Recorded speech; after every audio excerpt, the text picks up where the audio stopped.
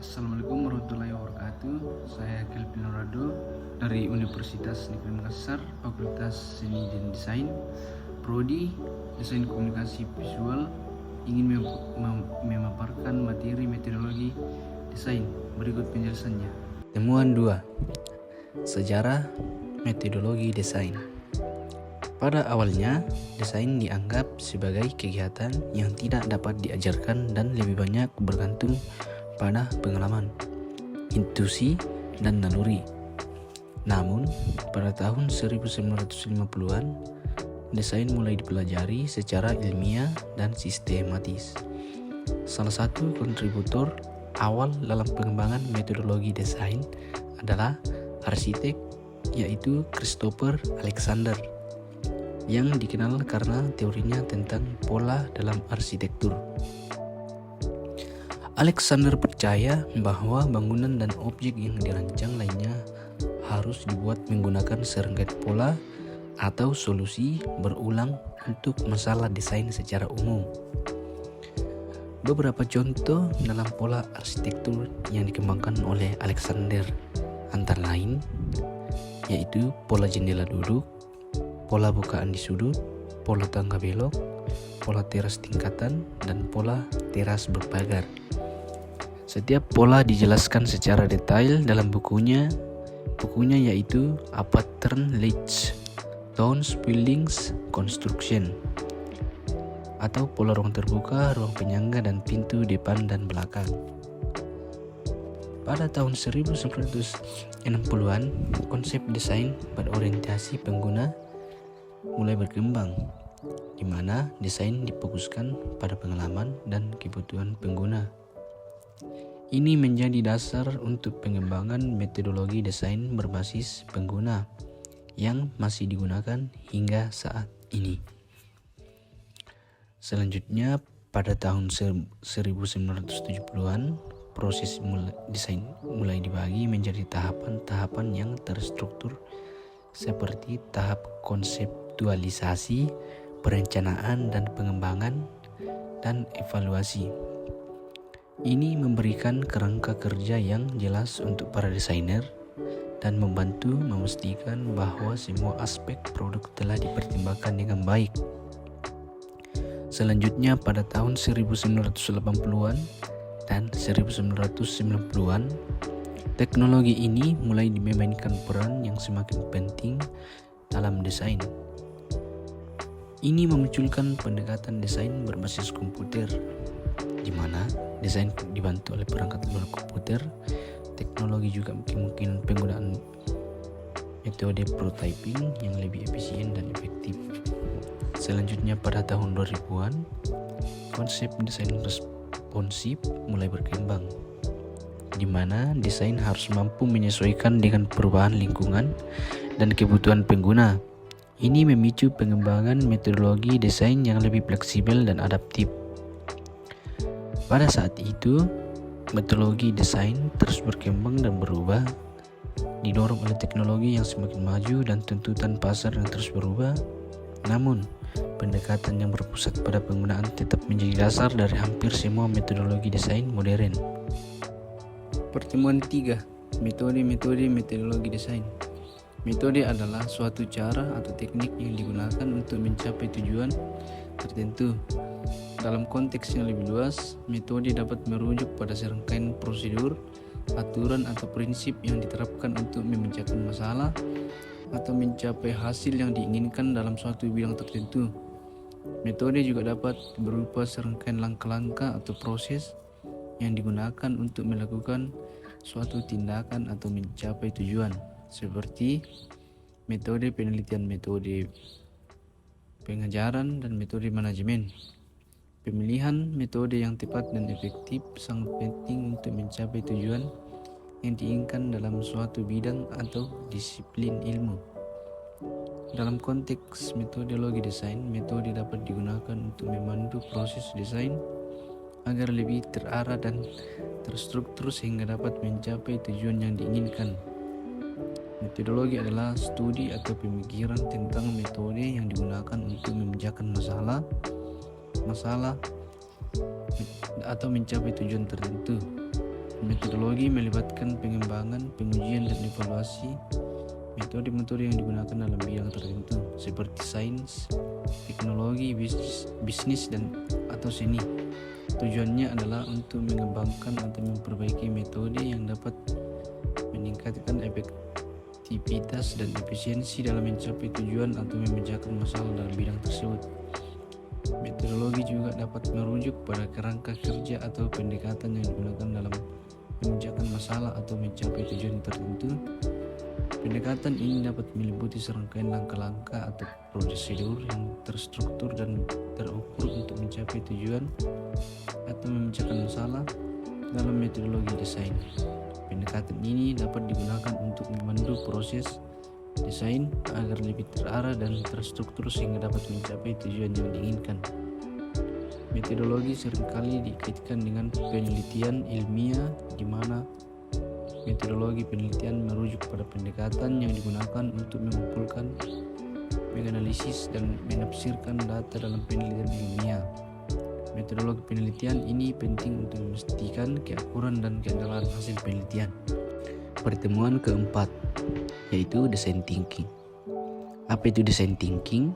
Design thinking adalah proses berulang di mana kita berusaha memahami pengguna, menantang asumsi, dan mendefinisikan kembali masalah dalam upaya mengidentifikasi strategi dan solusi alternatif yang mungkin tidak langsung terlihat dengan tingkat awal pemahaman kita. Pada saat yang sama, design thinking menyediakan pendekatan berbasis solusi untuk menyelesaikan masalah. Ini adalah cara berpikir dan bekerja serta kumpulan metode langsung. Design thinking berputar di sekitar minat yang mendalam dalam mengembangkan pemahaman dari orang-orang yang menjadi tujuan perencanaan produk atau layanan. Hal ini membantu kita mengamati proses dan pengembangan empati dengan target pengguna. Design thinking membantu kita dalam proses bertanya atau mempertanyakan masalah, mempertanyakan asumsi, dan mempertanyakan keterkaitannya. Design thinking sangat berguna dalam mengatasi masalah-masalah yang tidak jelas atau tidak dikenal. Dengan melakukan reframing masalah dengan cara-cara yang berpusat pada manusia, menciptakan banyak ide dalam brainstorming, dan mengadopsi pendekatan langsung dalam pembuatan prototipe dan testing. Design thinking juga melibatkan eksperimen yang sedang berjalan, membuat sketsa, membuat prototipe testing, dan mencoba berbagai konsep dan ide. Pertemuan 5, Creative Thinking. Creative thinking adalah kemampuan berpikir secara luas. Bagi orang dengan kemampuan seperti ini mampu melihat dan memecahkan masalah dari berbagai sudut pandang serta mampu menciptakan sebuah solusi dengan ide-ide barunya. Creative thinking atau pola pikir kreatif sangat erat dengan kreativitas seseorang dalam melakukan analisa berbagai hal dan menjadi suatu hal baru. Orang dengan cara pikir kreatif mampu melihat sesuatu dengan cara berbeda, lalu mencari dan menemukan ide sebagai solusi mengatasi permasalahan.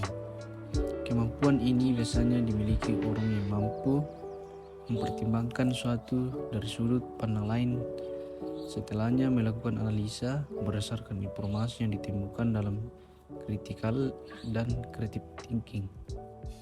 Kemampuan berpikir kreatif membawa seseorang bisa lebih mudah melewati berbagai tahapan berpikir dan proses analisis sehingga permasalahan yang dihadapi bisa dihadapi. Sementara hal paling mencolok dari seorang dengan pemikiran kreatif adalah tidak terlalu terbebani dengan masalah yang dihadapi, meski mengubah cara pandang bahwa bisa menjadi tantangan untuk diselesaikan. Creative thinking atau berpikir kreatif adalah kemampuan berpikir yang dimiliki individu dapat mengarahkan individu tersebut pada pemikiran yang penuh kreativitas sehingga dirinya mampu menciptakan sesuatu yang baru dan karya unik yang berbeda dari karya-karya sebelumnya. Creative thinking mampu menyelesaikan setiap permasalahan atau konflik yang terjadi dalam pekerjaan. Pentingnya berpikir kreatif. Yang pertama, menemukan solusi dengan cara berbeda. Kedua, menciptakan inovasi. Ketiga, menemukan solusi efektif. Keempat, sebagai syarat pekerjaan. Adapun cara berpikir kreatif, yang pertama, mempertanyakan berbagai aspek, mengamati sekitar. Yang ketiga, menggabungkan perspektif.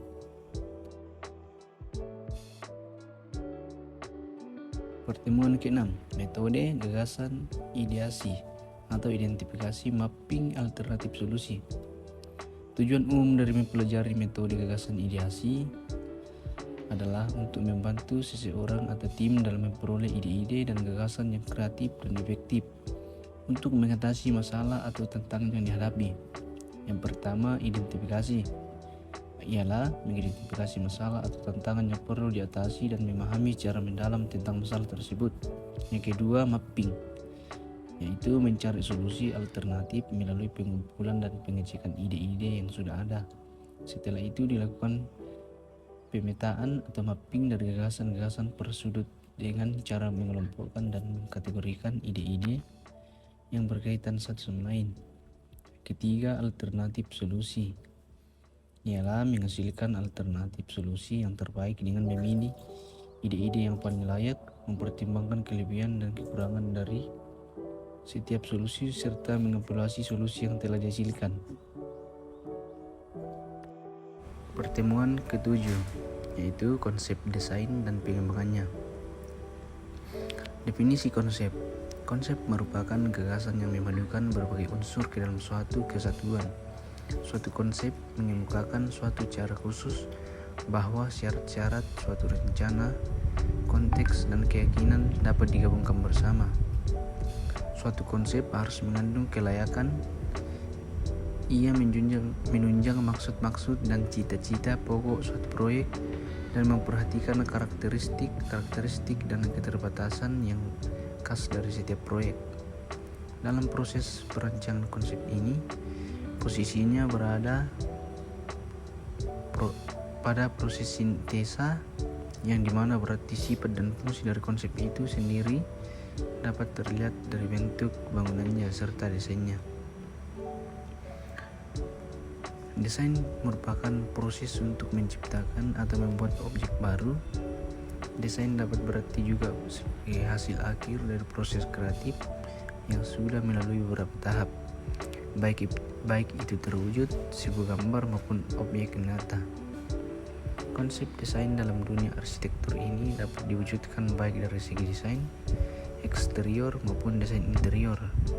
Dari bangunan tersebut, konsep desain lahir sebagai jawaban atas deskripsi, fungsi, dan tujuan dari sebuah bangunan arsitektur.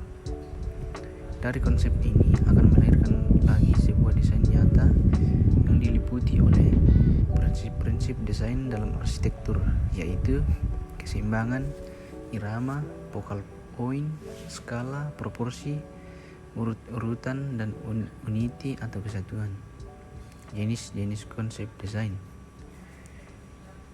Berikut merupakan jenis-jenis konsep desain yang digunakan dalam dunia arsitektur. Yang pertama, pragmatic design, yaitu merupakan desain yang didasarkan pada penggunaan bahan bangunan dan dilakukan dengan cara coba-coba atau trial dan error sampai tercipta suatu bentuk bangunan yang sesuai dengan tujuan perancang. Yang kedua yaitu iconic design. Iconic design merupakan desain yang menggunakan bentuk-bentuk yang secara historis telah dicoba dan diterima oleh masyarakat tradisional. Jenis dan konstruksi bangunan merupakan repetisi dan modifikasi dari bangunan-bangunan yang mengandung unsur-unsur simbol, tradisi, dan mitos kebudayaan tertentu. Yang ketiga yaitu analogical design. Analogical design merupakan desain yang didasarkan atas analogi tertentu. Analogi yang digunakan bisa menggunakan hal-hal dalam arsitektur atau di luar arsitektur, yang misalnya saja bentuk-bentuk alam. Yang keempat yaitu canonic design, merupakan desain yang menggunakan sumbu-sumbu grid yang membentuk suatu modul desain dan konstruksi. Setelah bentuk dan ukuran ruang tercipta, baru kemudian menggunakan sistem proporsi yang diinginkan. Demikianlah mengenai pengertian konsep desain, jenis-jenis dan contohnya. Semoga bermanfaat. Sekian dan terima kasih.